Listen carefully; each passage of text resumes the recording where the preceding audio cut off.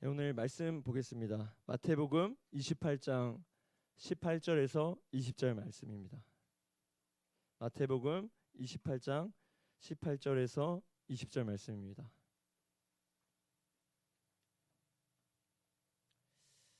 네, 말씀이 짧으니까요. 합독하시겠습니다. 예수께서 나와 말씀하여 이르시되 하늘과 땅의 모든 권세를 내게 주셨으니 그러므로 너희는 가서 모든 민족을 제자로 삼아 아버지와 아들과 성령의 이름으로 세례를 베풀고 내가 너희에게 분부한 모든 것을 가르쳐 지키게 하라. 볼지어다 내가 세상 끝날까지 너희와 항상 함께 있으리라 하시니라. 아멘. 하나님은 우리에게 은혜를 베푸사 복을 주시고 그의 얼굴빛을 우리에게 비추사 주의 도를 땅 위에 주의 구원을 모든 나라에게 알리소서. 아멘. 성경에는요 예수님이 말씀하신 많은 말씀들이 있습니다. 서로 사랑하라, 또 원수를 사랑하라, 또 섬기라. 우리는 이러한 말씀에 다 순종해야 하지만 예수님이 하신 말씀 중에 가장 먼저 순종해야 할 말씀이 있습니다. 바로 단어 앞에 정말 great라는 그 단어까지 붙여서 말씀하신 두 가지가 있습니다.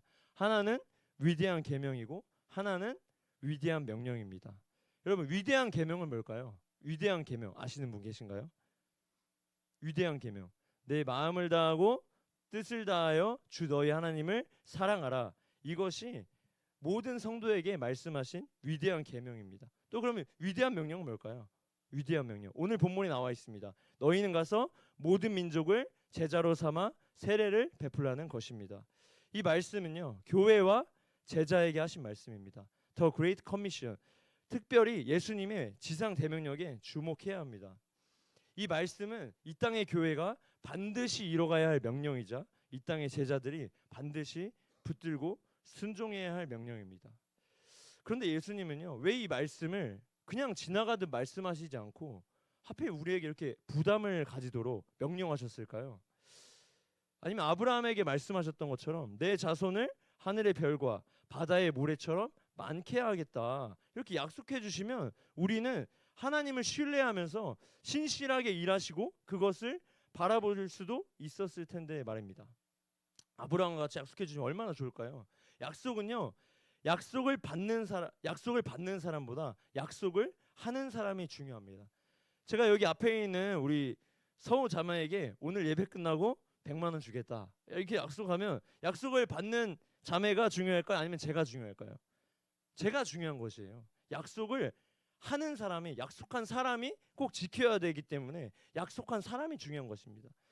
하나님이 아브라함에게 약속하셨기 때문에 하나님이 주체이시고 하나님이 약속을 완성시켜야 하는 것입니다.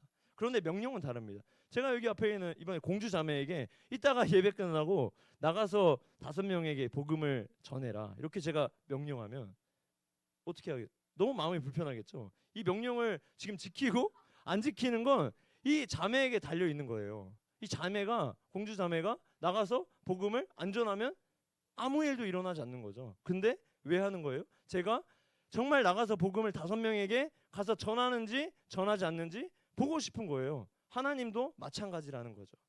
하나님의 계획은 이렇게 사람을 통해서 이루시고 역사를 만들어 가고 계십니다. 하나님 나라의 확장은 사람의 책임과 순종을 통해서 이루어 가십니다. 제자를 삼는 것이 명령이 아닌 약속이었다면 사람은 아마 수동적으로 기다렸을 것입니다. 어차피 하나님 알아서 하시겠지.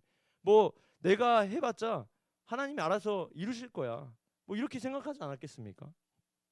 하나님은요 사람의 속성을 너무나 잘 알고 있습니다. 그래서 그렇게 말씀하시지 않고 직접 행동하라고 명령하셨습니다. 예수님은 우리에게 복음을 전하라고 명령하셨기에 우리 모든 사람은, 모든 민족에게 복음을 전할 책임이 있습니다. 그렇다면요 명령과 이 약속의 상관관계는 어떻게 될까요? 무엇이 먼저인지 아니면 상관이 없는 건지 아니면 어떤 연관이 있는 것일까요? 먼저 약속에 대해 좀 알아보겠습니다. 내 자손을 바다의 모래처럼 많게 하겠다라고 아브라함에게 약속하신 것이 어떻게 이루어질까요? 한번 생각해 보면 이 말씀도 단순한 약속이 아니라 사람이 애를 낳는 거잖아요. 네 자손에게 모래와 같이 많게 하겠다라는 말씀이 명령을 통해 그러면 사람의 행동으로 실현돼야 되는 거 아닌가? 이것도 명령을 해야 되는 거 아닌가? 이렇게 한번 생각을 해볼 수도 있겠습니다. 그런데 성경에 하나님은 먼저 아브라함에게 명령하셨습니다. 뭐라고 명령했죠? 창세기 12장 1절의 말씀에 내가 내게 보여줄 땅으로 가라라고 먼저 명령하셨어요. 떠나라 이렇게 명령하셨습니다. 그 다음에 아브라함 어떻게 했죠? 그 말씀에 순종했습니다. 이렇게 하나님의 약속과 명령은 따로 떨어져 있지 않습니다. 함께 연결되어 있습니다. 아브라함은요, 갈 바를 알지 못했지만 하나님의 말씀을 따라갔습니다. 그래서 하나님께 어떻게 하셨죠? 아브라함에게 어떤 약속을 주셨습니까? 어떤 약속을 주셨죠? 내 자손을 바다의 모래보다 많게 하겠다. 약속을 주셨습니다. 이 당시의 자녀는 단순한 가족의 개념을 넘어서서 정말 부와 권력의 상징이었습니다. 하나님은요, 명령에 순종한 아브라함에게 최고의 축복을 명령으로 주신 것이 아니라 약속으로 주셨다라는 사실입니다. 이 원리를 우리는 꼭 기억해야 됩니다. 하나님은요, 먼저 말씀하시고 그 말씀에 순종하는 자에게 약속을 이루십니다. 아브라함이 순종했을 때 하나님은 그에게 넘치는 복을 허락하셨습니다. 마찬가지로 모든 민족에게 복음을 전하라는 이 지상 대명령이 우리에게 주어지기 전에도 예수님은 이미 우리에게 든든한 약속들을 많이 주셨습니다. 우리를 홀로 두지 않겠다고 말씀하시고 오늘 큐티처럼 성령을 보내시겠다라고도 약속하셨으며 성령을 받으라고도 하셨으며 항상 우리와 함께 하시겠다고 하셨습니다.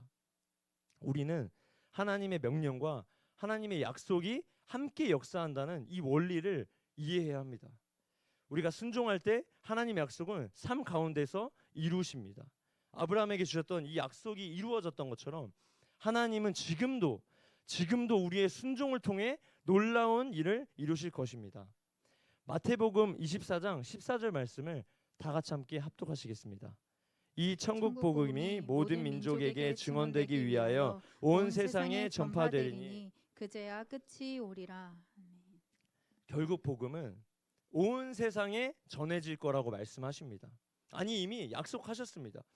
지상 대명령은 인간의 힘이 아니라 하나님의 계획 안에서 반드시 이뤄갈 것입니다. 우리가 하지 않아도 됩니다. 그런데 하나님께서 어떻게 하시죠? 이뤄가십니다. 그런데 오늘 본문에 28장에 한 번 더 이렇게 명령하신 이유는 뭘까요? 예수님은 여러분들의 순종을 확인하고 싶으신 겁니다. 내가 나와 함께 선교 가지 않을래? 내가 꿈꾸는 비전에 함께 하지 않을래? 하나님의 나라로 여러분들 어떻게 하고 계신 거죠? 초청하고 계신 것입니다. 여러분은 이 명령에 어떻게 반응하시겠습니까? 여러분 보십시오. 마태복음 28장에 나온 이 지상 대명령 전에 이미 마태복음 24장 14절에서는 이미 이루신다는 그 약속의 말씀을 우리에게 먼저 주셨습니다. 우리의 의지와는 상관없이 이루실 분이지만 우리를 계속해서 어떻게 하고 계시죠? 초청하고 계신 것입니다. 오늘 이 하나님의 음성이 들리는 시간이 되시길 예수님의 이름으로 축복합니다. 우린 이로써 하나님의 약속과 명령의 이 유기적인 연결관계를 깨달아야 합니다. 마태복음 28장 19절 말씀 한번 띄워주시겠어요? 네. 사실 이 본문은 우리의 선입견이 될 수도 있어요. 예수님의 어떤 명령이죠? 지상 대명령입니다. 이런 틀 안에 어떤 갇혀있는 말일 수 있습니다. 예수님께서는요 명령만 하지 않으셨습니다. 마지막 절을 잘 보십시오. 내가 세상 끝날까지 너희와 항상 함께 있으리라고 약속하셨습니다. 정말 위안이 되지 않습니까? 약속은 누가 중요하다고 했죠? 약속한 사람이 중요하다고 했습니다. 다만 하나님께서는 우리를 어떻게 하고 계신다는 거죠? 초청하고 계신다라는 것입니다. 오늘 본문과 같이 명령과 약속이 함께 주어질 때는요 명령을 따르면서도 하나님의 신실하게 일하시는 것임을 신뢰해야 합니다. 하나님은 명령과 약속을 함께 사용하시며 우리는 이 말씀에 믿음과 순종으로 반응해야 합니다. 하나님은 우리에게 명령을 주실 때 반드시 그것을 감당할 힘과 능력과 모든 것을 더해 주십니다. 창세기 28장 15절의 말씀을 보시겠습니다. 같이 합독하시겠습니다. 내가 너와 함께 있어 내가 어디로 가든지 너를 지키며 너를 이끌어 이 땅으로 돌아오게 할지라. 내가 내게 허락한 것을 다 이루기까지 너를 떠나지 아니하리라 하신지라. 아멘. 이 부르심에 순종해서 우리는 하나님께 칭찬받는 자가 되어야 합니다. 이 지상명령이 나와 상관없는 명령일까요? 목사와 선교사에게만 주어지는 명령일까요? 아니라는 것이죠. 예수님의 제자들을 향한 하나님의 하나님 나라의 백성을 위한 그 부르심이라는 것입니다. 나를 향한 말씀이라는 것입니다. 예수님의 지상 대명령은요, 예수님이 승천하시기 바로 직전에 하신 말씀입니다. 승천하셨지만 다시 오실 때, 재림하실 때 반드시 여러분들에게 물어보실 것입니다. 세상의 여러 가지 일들 너무 중요하지만 가서 제자를 삼았느냐? 이 땅에 너를 둔 이유가 있는데 내가 너에게 준 달란트를 가지고 너희들은 무엇을 했니라고 물어보실 것입니다. 달란트 가지고 쓰임 받는 대로 내가 살았느냐? 사명을 다했느냐? 반드시 물어보실 것입니다. 그러나 이 위대한 명령을 행했다고 해서 내가 위대한 백성이 아닙니다. 하나님이 위대하십니다. 할 수 있거든이 무슨 말이냐? 이 위대한 명령에 순종하는 사람이 위대한 첫걸음을 내딛는 것입니다. 하나님은 선교하시는 하나님이십니다. 선교는 하나님의 꿈이자 비전입니다. 우리가 예배하는 이유가 무엇입니까? 선교하기 위해서입니다. 선교가 무엇입니까? 예배가 없는 곳에 예배를 세우는 것입니다. 예배가 없는 곳에 예배가 세워질 때 어떻게 됩니까? 어떤 일이 일어납니까? 하나님의 나라가 확장됩니다. 하나님의 나라가 확장될 때 모든 민족에게 복음이 증거될 때 어떻게 된다고 했죠? 주님이 다시 오신다라고 말씀하셨습니다. 결국 모든 민족에게 복음이 전해질 때 선교는 끝이 납니다. 하나님의 비전은 완성되는 것입니다. 선교는 언젠가 끝나지만 예배는 영원합니다. 우리는 이렇게 하나님의 명령에 순종하면서 약속으로 완성하신다는 것을 우리는 말씀으로 보았습니다. 그래서 이제는 하나님의 나라에 대한 비밀을 단순히 알아가는 즐거움으로 지식적으로 끝나는 게 아니라 여러분들에게 실제적으로 경험되는 경험적 가치를 계속해서 만들어 가시길 축복합니다. 그렇게 계속해서 되었을 때 내가 만난 하나님, 여기까지 도우신 하나님을 생각한다면 어제보다 오늘 더, 오늘보다 내일 더 정말 그렇게 갈망하고 더 사모하게 되는 것입니다. 내가 나의 왕좌에서 내려와 내가 그분께 나의 자리를 내어드릴 때 우리는 전적으로 하나님께 맡긴 인생이 된다라는 것입니다. 특별히 선교적인 사명을 가지고 가정으로, 직장으로, 또 교회로 땅끝으로 나아갈 때에 정말 경험되는 그 경험적 가치는 나의 간증이 되고 우리의 간증이 되고 그것이 나의 굳건한 믿음을 지키게 되는 것이 됩니다. 하나님께서는 우리에게 많은 복을 주셨고 우리는 이미 복된 존재라는 사실입니다. 그래서 우리는요, 복을 받기 위해 살아가는 것이 아닙니다. 이미 복을 받은 사람으로서 이제는 다른 사람들의 복이 되어야 합니다. 이런 복된 시간들을 보낼 때 기적이 일어납니다. 가장 먼저는 환경의 기적이 일어납니다. 우리에게 수많은 기적을 행하시는 분이지만 복음을 전하는 그 전도자의 삶을 살아갈 때 우리에게 환경의 복을 주시는 기적이 있습니다. 홍해를 가르시고 만나와 메추라기를 먹이시고 여리고성을 무너뜨리십니다. 어려움의 문제를 형통의 은혜로 완전히 바꿔주십니다. 그러나 환경이 변하는 것보다 우리의 한계를 더 높은 기적을 체험하게 됩니다. 바로 나의 속사람이 변화되는 기적을 보는 것입니다. 죄로 죽을 수밖에 없는 이 죄인된 나를 변화시켜 주시는 것입니다.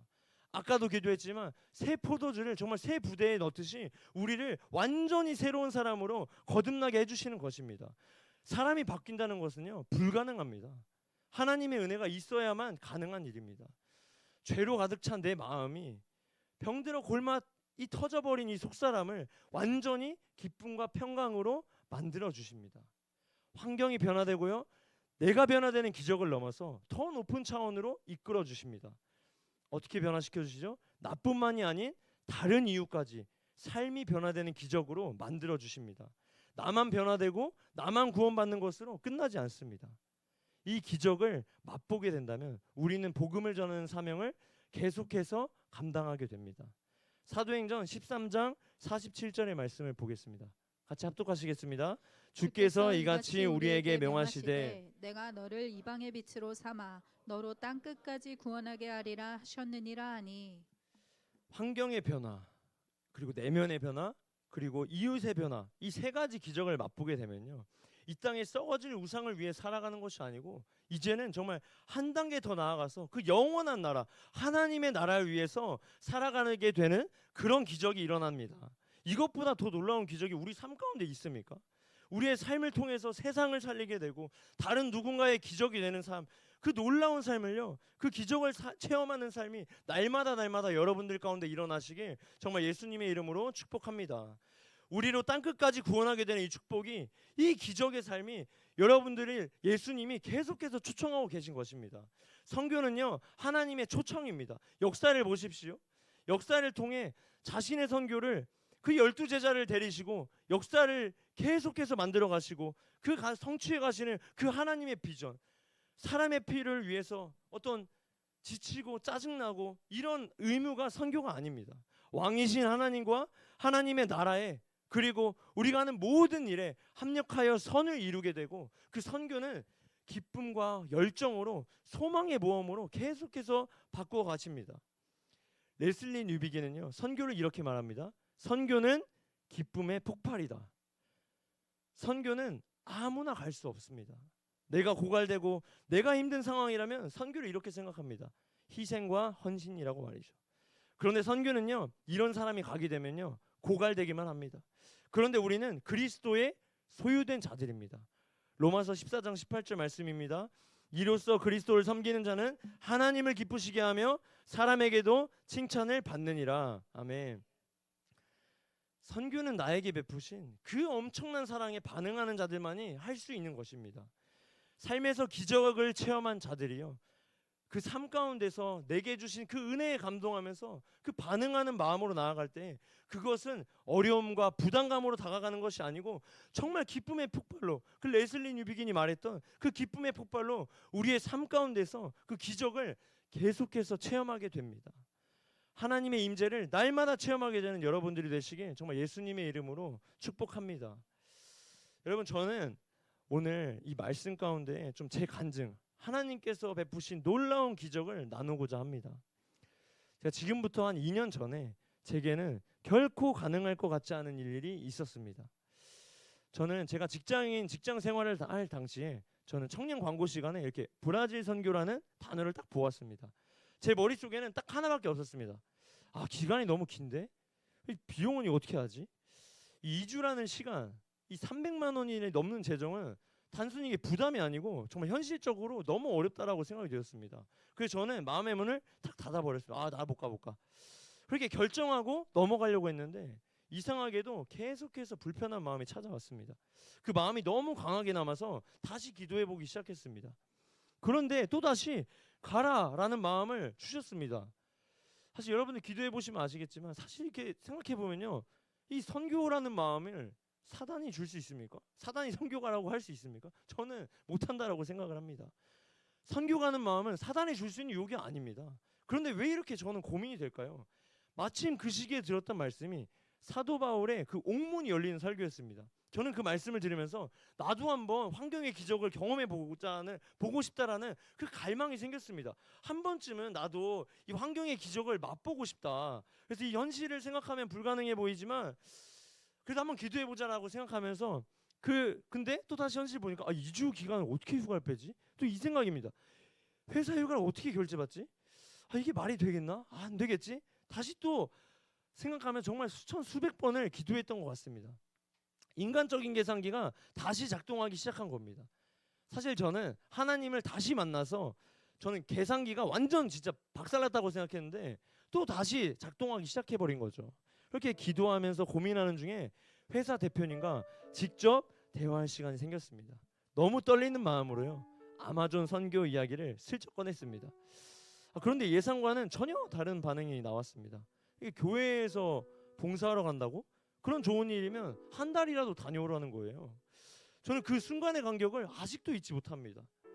불가능이라고 생각했던 그 현실이 순식간에 하나님의 기적으로 역전되었습니다. 떨리는 마음으로 정말 기쁨이 폭발하듯이 그 감정을 경험하게 됐습니다. 정말 짜릿했습니다. 그런데 이것만이 끝이 아니었습니다. 저는 사실 우리 교회는 큰 교회니까 돈이 많겠지 이러면서 살면서 한 번도 헌금에 대해서 어떤 깊은 고민과 생각을 하지 않았습니다. 하지만 하나님 앞에 다시 생각해 보게 됐습니다. 내가 교회를 보고 헌금하는가 하나님을 보고 헌금하는가? 아니지, 하나님 앞에서 드리는 거지 하면서 처음으로 그렇게 수백만 원의 헌금을 하나님 앞에 드리며 제 옥합을 깨어드리는 결단을 하게 됐습니다. 그런데 놀랍게도 하나님께서는 모든 대정을 채워주셨고 환경의 기적을 경험하게 하셨습니다. 이 모든 과정을 지나면서요, 저는 제 안에서 하나님께서 일하신다는 내 안의 기적을 경험하게 되었습니다. 이렇게 하나님의 사랑이 넘치도록 부어졌고 제가 병하는 기적을 경험하게 되고 나아가서 제 변화가 되니까 옆 사람에게, 이웃 사람에게 이웃 사람들이 복을 받는 그 놀라운 기적으로 다시 변화되는 걸 보게 되었습니다. 여러분, 하나님은요 지금도 살아 계십니다. 우리가 계산기를 두드릴 때 하나님은 이미 답을 가지고 계십니다. 답을 내고 계십니다. 우리가 불가능하다고 생각할 때 하나님은 그 불가능을요 가능으로 바꾸십니다. 여러분의 삶 속에서 이런 놀라운 기적이 일어나시길 정말 예수님의 이름으로 축복합니다. 하나님께서 여러분들의 환경을 또 열어주시고 삶을 변화시켜 주시고 또 여러분들을 통해 또 다른 사람들이 복이 받게 될 때 정말 놀라운 기적을 경험하게 되시길 소망합니다. 제가 이제 마지막으로 좀 간증을 좀 빨리 시작하셨는데 이 이야기를 좀 함께 나누고 기도하고 싶습니다. 여러분, 농구에 대해 잘 아시나요? 한참 남았습니다. 농구는 5명이 함께 뛰는 경기입니다. 이 팀원이 적기 때문에요, 한 명의 슈퍼 플레이어가 팀 전체에 미치는 영향이 절대적입니다. 여러분들 혹시 마이클 조던 다 아시죠? 마이클 조던, 르브론 제임스, 스테픈 커리, 이런 엄청 유명한 선수들이 팀의 경기를 지배하는 모습을 자주 보게 됩니다. 그런데 축구는 좀 다릅니다. 축구는 11명이 함께 뛰는 경기입니다. 한 명의 선수가 아무리 뛰어나도 혼자서 경기 결과를 바꾸기가 굉장히 어렵습니다. 세계 최고의 공격수가 있어도요, 수비진이 무너지면 상위권에 오르기 어렵고 상대팀은 약한 선수를 집중적으로 공략하여 승리를 거두는 스포츠가 축구입니다. 결국에 이 축구의 승패는 베스트 플레이어가 아니고 이 슈퍼 플레이어가 아니고 가장 약한 선수가 이 승패를 결정하게 됩니다. 이와 마찬가지로 교회의 모습도요, 농구보다는 축구와 조금 더 많이 닮아 있습니다. 교회를 뜻하는 헬라어가 뭐죠? 에클레시아라는 뜻입니다. 밖으로라는 뜻이고요, 칼레오, 부르다라는 뜻의 합성어입니다. 결국엔 부르심을 받은 자들의 모임을 의미하는 것입니다. 단순한 모임이 아니고요, 하나님의 목적과 사명을 위해 부름받은 공동체라는 사실입니다. 교회 안에는 여기 안에 계신 모든 분들에게는 수십 가지의 부르심이 있는 것입니다. 각자에게 맡겨진 역할이 있습니다. 그러나 한 사람이 자신의 부르심을 온전히 감당하지 못하면 마치 축구 경기에서 한 선수가 자기 자리에서 역할을 다하지 못할 때 팀 전체가 흔들리는 것처럼 교회에 연결되어 있는 이 사슬이 차츰 느슨해지고 결국 공동체가 전체가 흔들리게 되는 것입니다. 내가 힘들다고 맡겨진 포지션을 지키지 못하고 따라가야 할 상대를 내버려 둔다면 어떻게 되겠습니까? 결과는 불보듯 뻔한 것입니다. 그러나 우리는 존재 자체로 복된 존재이며 하나님께서 부르신 그런 하나님의 자녀들입니다. 이 복을 나만 누리는 것이 아니라 다른 사람에게도 흘려보내는 것이 우리의 사명인 것입니다. 하나님께 부름받은 자들이 모여서 서로에게 맡겨진 사명들을 넉넉히 감당하는 공동체가 될 때 비로소 연합된 교회가 되고 하나님의 나라가 확장되는 일들이 일어난다라는 것입니다. 하나님께서는요, 오늘 예배에도 이렇게 많이 모아주셨지만 단순히 모아주신 것이 아니라 각자에게 부르신 목적이 있습니다. 그것이 바로 예수님의 지상 대명령입니다. 하나님은 우리의 각자의 자리에서 맡겨진 사명을 온전히 감당하시길 원하십니다. 이 사명을 감당할 때 교회는 더욱더 견고해지고 하나님의 영광이 이 세상 가운데 드러납니다. 오늘 우리가 이 받은 말씀을 새기며 우리를 지금도 부르심으로 계속해서 초청하고 계신다는 그 하나님의 부르심에 응답하시는 여러분들이 되시길 정말 예수님의 이름으로 축복합니다. 오늘 우리 안에 주신 말씀을 묵상하면서 하나님의 부르심 함께 찬양하고 기도하겠습니다. 하나님의 부르심 함께 찬양하겠습니다. 하나님의 부르심에는 후회하심이 없네. 내가 이 자리에 선 것도 주의 부르심. 괜찮으시면 우리 다 같이 일어나서 찬양할까요? 하나님의 부르심에는 결코 실수가 없네. 나를 부르신 하나님의 수치하신 은혜네. 나를 부르신 분 내 생각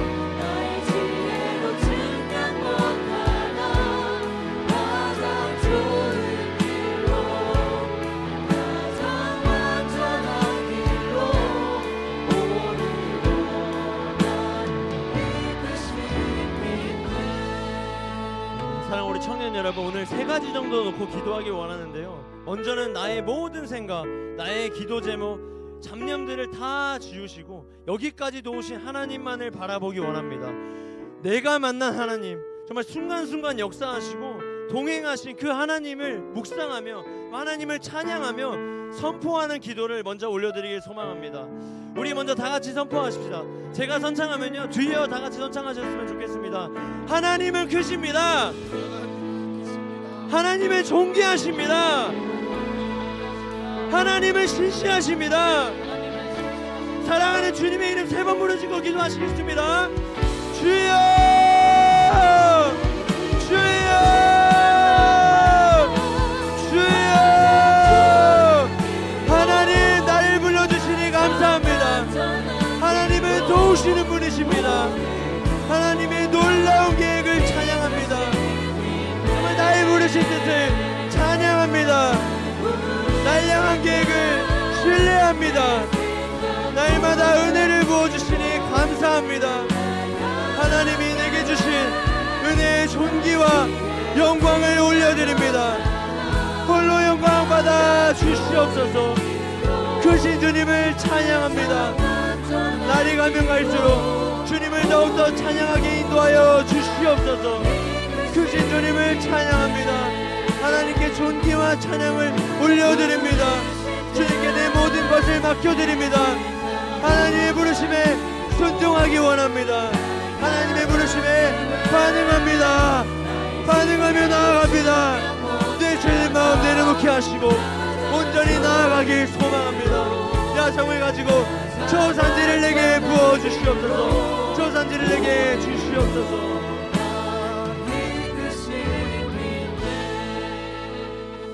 한 번 더 기도하시겠습니다. 부르심에 대해 기도하길 소망합니다. 여기에는 단 한 사람도 존귀하지 않은 하나님의 자녀가 없습니다. 너무 존귀한 하나님의 백성, 하나님의 자녀들이 여기에 모였습니다. 그러나 청년의 때 정말 나아갈 길을 알지 못하고 정말 갈 바를 알지 못하고 방황할 때도 있습니다. 주님, 나에게 길을 만들어 주십시오.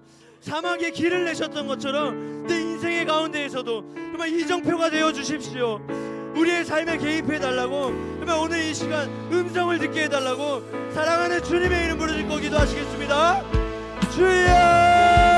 주여, 주님, 오늘 기도할 때 기적이 일어나게 도와주십시오. 내면의 깨달음을 보게 하여 주시옵소서.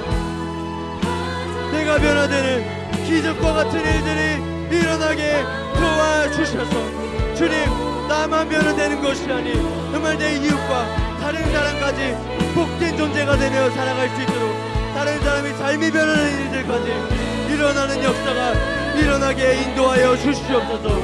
오늘 이 밤 하나님의 나라가 확장되는 기적을 보게 하여 주시옵소서. 내게 눈을 들어 하나님의 나라를 보게 하여 주시옵소서. 주님, 나를 넘어서 나를 불러주셨사오니, 주님 나를 불러주셨사오니 내가 삶 가운데서, 직장 가운데서, 학교 가운데서, 또 교회 가운데서 하나님의 부르심 따라 살아가는 주님 그 선교적 사명을 가지고 나아갈 수 있도록 인도하여 주시옵소서. 주님, 이 부족한 나의 마음을 하나님께 올려드립니다. 주님, 나를 부르셨사오니 주님 나를 변화시켜 주셔서 하나님의 부르심 따라갈 수 있도록 주님이 도와여 주시옵소서.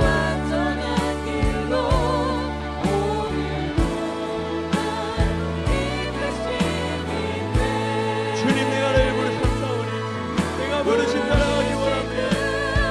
이 부름은 주님의 자녀라 부르지 않게 하시고 기쁨으로 나아가기 원합니다. 희생과 헌신이 아닌 정말 기쁨의 폭발이 일어나기 원합니다. 기쁨의 폭발이 일어나기 원합니다. 주님 나를 내 심장이 넘치는 기쁨으로 살아갈 수 있도록 부어주시옵소서. 우리 마지막으로 야성을 놓고 기도합시다. 우리는 왜 이렇게 두려움이 많을까요? 우리에게 두려운 것은 무엇일까요? 우리를 가두고 나아가지 못하게 하는 것은 내 안에 무엇일까요? 그래서 어쩌면 스스로 부족하다고 느끼기 때문일 것입니다. 여러분들이 잘 아시는 시편 23편 1절의 말씀을 떠올려 보십시오. 여호와는 나의 목자시니 내게 부족함이 없으리로다. 여호와가 나의 목자가 되려면요, 내게 부족함이 없어야 합니다. 내가 부족하다고 느끼는 것, 이것은 하나님을 전적으로 신뢰하지 못하고 있는 것일 수 있습니다. 우리 이것을 놓고 기도합시다. 여호와는 나의 목자시니 내게 부족함이 없습니다. 주님의 사랑으로, 주님 구원의 감격으로, 주님 은혜로 채워주십시오. 나를 기쁨의 폭발이 될 수 있도록 넘치는 기쁨으로 채워달라고 이 시간 사랑하는 주님의 이름 부르짖고 기도하시겠습니다. 주여, 그래, 내게 부족함이 없습니다.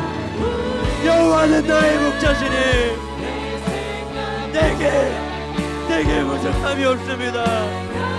주님, 내가 이 말씀을 잡고 내 삶에서 부족하다고 짜증내지 않게 하시고, 주님, 내 안에 어떤 것이 없다고 불평하지 않게 도와주시옵소서. 주님, 부족함이 없습니다. 여호와는 나의 목자시니 정말 부족함이 없습니다. 주님, 나를 인도하여 주십시오.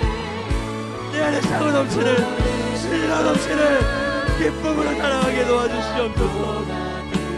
주님, 나의 고백이 진정한 고백이 되게 인도하여 주시옵소서. 부족함으로 살아가지 않게 도와주시옵소서. 이미 우리에게 넘치는 복을 주셨습니다. 이미 우리에게 차고 넘치는 복을 부으셨음을 고백합니다. 주님, 내게 부족함이 없습니다. 주님, 내게 부족함이 없습니다. 주님, 나를 변화시켜 주시옵소서. 나를 주님의 기뻐하시는 사람으로 변화시켜 주시옵소서. 주님, 그리스도를 섬기는 자는 하나님을 기쁘시게 하며 사람에게도 칭찬을 받는다고 말씀하셨습니다. 기쁨으로 섬기게 도와주시옵소서. 기쁨으로 섬기는 자녀가 되게 도와주시옵소서.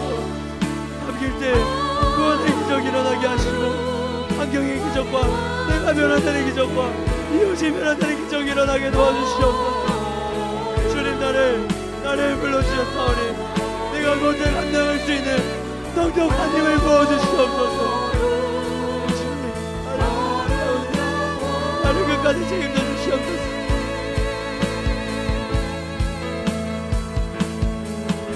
주님, 나를 책임져 주시옵소서. 주님, 부족한 인생을 책임져 주시옵소서. 여호와는 나의 목자시니 주님, 내가 소망하는 것, 내가 오직 바라는 것, 내가 오직 갈망하는 것, 천국 모양이 좀 있습니다. 하나님의 나라에 좀 있습니다. 주님, 하나님의 나라를 소망하는 목적으로 살아가게 도와주십시오. 하나님의 나라를 꿈꾸며 살아가게 도와주십시오. 이 세상에 어떤 것 바라보지 않게 하시고, 오직 것 바라보지 않게 하시고, 오직 영원한 나라, 하나님의 나라를 바라보며 살아가게 도와주시옵소서. 주님, 인도하여 주시옵소서. 주님, 인도하여 주시옵소서. 오늘 통회하는 마음으로 나아가오니 영과 진리로 기도하게 하시고, 영과 진리로 예배하게 하여 주시옵소서. 이 어두운 세대 가운데, 모든 죄악 가운데 죄악을 뿌리 뽑고 말씀의 검으로 승리하게 도와주시옵소서. 승리하는 역사를, 승리하는 기적을 보게 하여 주시옵소서. 주님,